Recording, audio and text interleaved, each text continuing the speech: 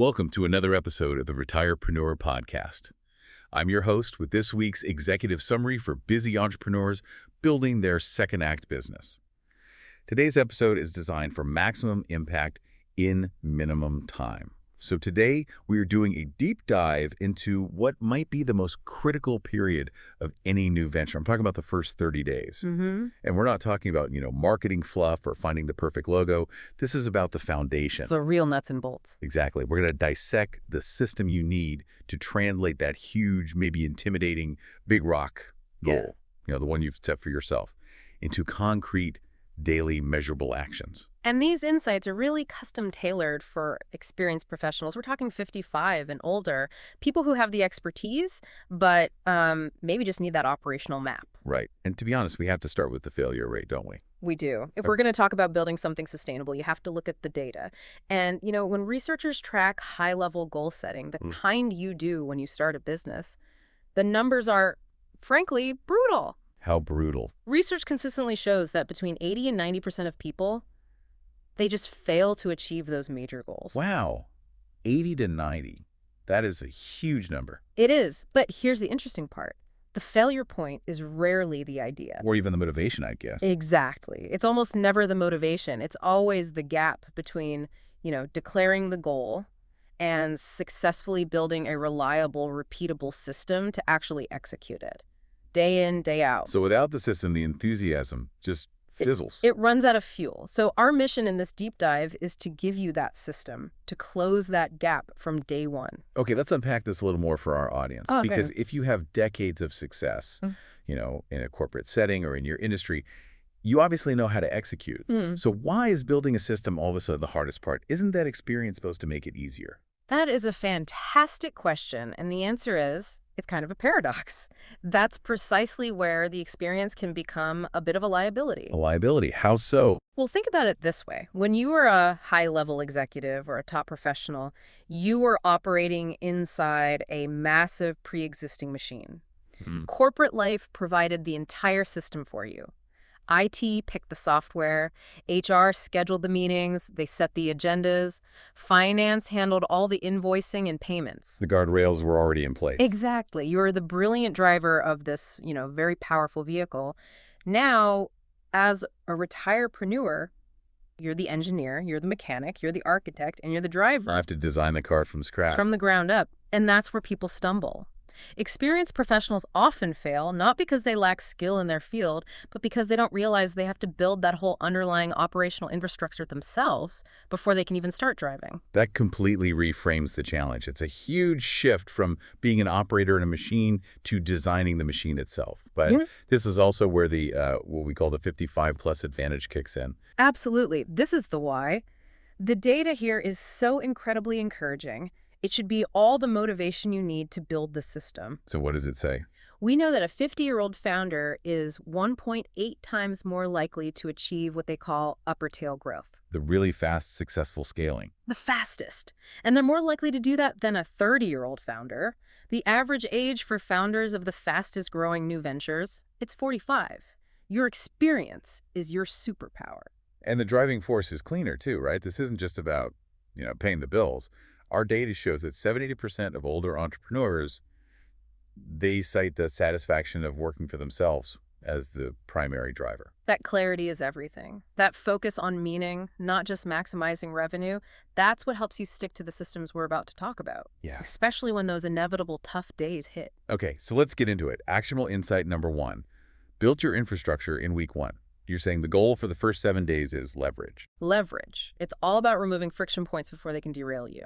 We define infrastructure as everything you set up just once that saves you from making dozens of future micro decisions. And why is that so important? The whole point is to preserve something incredibly valuable that you need for your best work. And that's your cognitive load. Let's define cognitive load. In this context, for a new business owner, what is that? Think of it like your mental RAM. Your computer's short-term memory. You only have so much focus available for complicated tasks. So if you spend 5 minutes every morning deciding where to save a file, or which email to use for a contract, or how to create an invoice, all those little things add up. They add up fast. They deplete your mental resources for the hard, creative, high-value work, which is solving client problems. Week 1 is about eliminating all those small drains. I get the principle, but, I come from an industry where we spent thousands on these huge enterprise systems. As a retirepreneur, what's the minimal effective infrastructure I actually need in week 1? Should I be signing up for a complex CRM right away? Oh, absolutely not. No, you need the minimal effective tech stack. If you sign up for too much complexity, you're just introducing the very friction we're trying to remove. Okay. For week 1, for an expertise-based business, Yeah. let's say consulting or coaching, you really only need 4 pieces of infrastructure ready to go. Yeah, okay. Walk us through them. First, professional communication. Ditch the old personal email account. Get a professional email address, something like yourname@yourdomain.com. It just establishes an immediate professional boundary. Makes sense. What's second? Second is scheduling. You need a simple scheduling tool like Calendly or something similar. Get it set up with your availability blocks. This prevents that endless back and forth email tag that just kills momentum. Okay, and the administrative plumbing. Crucial. So third, cloud storage. You need a clean, labeled folder structure. Think proposals, contracts, testimonials, deliverables. You should be able to drop a new file into the right folder without even thinking about it. And number 4. Payment processing. Your Stripe or PayPal merchant account has to be active, ready to accept funds the moment your first client says yes. So the success metric for week 1 isn't clients or revenue. No, the success metric is 0 friction. You should be able to send a professional email, book a meeting, organize the notes, and accept a payment without having to stop and set something up on the fly. You're not chasing clients yet. You're just getting ready. You're building the launch pad, not launching the rocket yet. That's a great way to put it. Yeah. And that leads us right into actionable insight number 2. Lock in your minimum viable routine. This is for weeks 2 and 3. Right. You've removed the friction. Now you have to show up consistently. And the key realization here is that your big rock goal, it doesn't need a daily heroic marathon. It just needs protected time. This is what we call the time blocking imperative. Because multitasking is a myth. It's a total illusion. We know from the research, the mental switching costs, that multitasking can cost you up to 40% of your productive time. And for an entrepreneur who's balancing family, life, maybe other commitments, that 40% loss is just catastrophic. It is. Without those explicit time blocks, your business just becomes whatever's left over at the end of the day. Which is usually nothing. Exactly. It's 15 minutes of exhausted time at 10 p.m. You can't build a business on that. So we establish a minimum viable routine.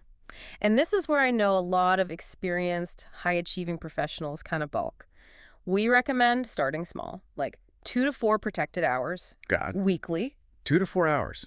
That's it. I mean, if I was putting in 60 hours a week in my old job, I might scoff at that. I might think I need 20 hours a week to make this thing work. I get it. But we're building a habit, not exhausting a resource. That's the key difference. Wow. See, if you commit to 20 hours and life gets in the way and you miss it 3 weeks in a row, you feel like a failure and the whole system just collapses. But if you commit to just 2 protected hours, say Tuesday morning, 9 to 11 a.m., and you hit that 3 weeks in a row. You've got proof of concept, momentum. Momentum, which is far more valuable than maxed out effort in the beginning. So the single most important habit is to block the calendar before you fill the calendar. That's it. If you wait until all your other obligations are taken care of, that time will never materialize. You have to treat those 2 hours on Tuesday morning like a non-negotiable board meeting with your most important client. Which is your business. Which is your business. This principle, it's the difference between just having an intention and actually implementing it. It really gets at that idea that consistent 60% effort beats sporadic 10% perfection. Every single time. Yeah, let's talk about that comparison. Approach O versus approach B. Right, so approach A. This person is waiting for the perfect lighting, the perfect script, the perfect day to make their content. After 12 weeks, maybe they have 4 highly polished, perfect videos. But no momentum. 0 momentum. Now, approach B locks in the routine, 20 minutes of recording every Tuesday and Thursday morning, publish a rough cut video every week, improve as you go. So what happens to them? After 12 weeks, approach B has 12 imperfect videos out in the world. But they've built the system, they have real feedback from an audience, and the habit is locked in. For experienced professionals, your authenticity and your knowledge are so much more important than polish. Approach B wins. Every time. The routine is the armor. I like that. Okay, so that brings us to our 30-day checkpoint. Actionable insight number 3. Measure systems built, not results achieved. Mm-hmm. This is for week 4. And this is where we really hit the wall of our old corporate conditioning, right? We're trained to measure revenue, client counts, ROI.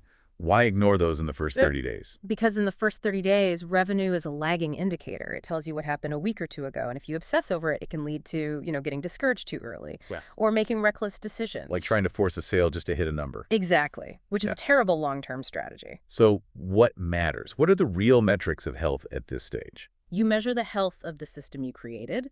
The metrics are purely about process. Did you protect your block time? Did you show up on the days you said you would? Did you get that infrastructure from week 1 set up? That's the only data that matters. Because that's the proof. You're building something sustainable. That's the proof. Okay, so once we have that data, we move to the adjustment framework. We adjust the system, not the goal. Precisely. You have to identify the single biggest friction point. And for our 55-plus audience, we tend to see 3 main culprits. What are they? Technology overwhelm, which we've talked about. Then there's perfectionism, where, decades of high corporate standards make it feel impossible to ship good enough work.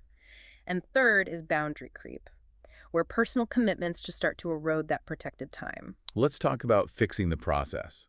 Let's say you spend a week setting up some complex tool and you realize in week 4 it's just slowing you down. What do? Because my corporate conditioning is screaming, finish what you started. That is the sunk cost trap. And it is toxic for an entrepreneur. The sunk cost trap is sticking with a flawed process or a complex piece of software just because you've already invested time or money into it. Can you give an example? Sure. Maybe you spent a whole day learning some advanced CRM because that's what you used at your old job, right? But you only have 5 potential clients. That CRM is now causing friction. The right move, the move that preserves your goal, is to ditch it and use a simple spreadsheet. That feels like admitting defeat. It's not defeat, it's wisdom, it's agility. You have to be vigilant against that trap. Okay, so if perfectionism is the friction, yeah, we don't question the goal of launching the service, we just fix the process. Right. You set a good enough timer. You literally tell yourself, I will spend 20 minutes on this draft and then I will ship it, period. Regardless of minor flaws, if technology is the issue, you cut the stack again. If you signed up for 3 scheduling tools, you delete 2 of them. Simplicity is speed. Let's revisit that minimal tech stack idea for a second, because technology overwhelm is a huge barrier for second act founders, people who spent years with a whole IT department on call. Yeah, we can simplify it down to just 4 functional needs. For your professional identity and communication, you need Google Workspace. For scheduling, something simple like Calendly. Okay. For handling money, a free accounting platform like Wave, integrated with Stripe or PayPal. And then for quick visuals, maybe something like Canva. 4 pillars. Yeah. That's it. So you don't need a complex marketing automation system or a custom website or a fancy CRM in the first 30 days. Not at all. Keeping it simple preserves that precious cognitive load we talked about. It lets you focus on delivering value and building that routine. Simplicity is your friend. Okay, so let's wrap this up. The core message of this deep dive is this. You, the listener, you already have the advantage. You've got the experience, the networks, the deep expertise, this 30-day framework. It's the operational momentum you need to translate that lifelong advantage into a real business. 30 days from now, if you follow this framework, you won't be sitting there wondering if you'll stick with it. You'll already have proof. Proof that this system works. Proof that the system works, proof you can protect your time, and proof that your commitment is actionable. It's scalable. Excellent. Do you have a final provocative thought for our listener? I do, and it's related to that simplicity goal. I want you to think about that minimal tech stack we just listed. Google Workspace, Wave, Calendly, Canva. Now, which software tool have you already signed up for that you are not actively using? Or which one is just unnecessarily complex? I challenge you to actively cut one piece of software from your system this week. Simplicity really is the fastest path to sustainable growth. That's your executive briefing for this week. If you found value in these insights, share this episode with fellow retirepreneurs and subscribe to the Retirepreneur newsletter at retirepreneur.com.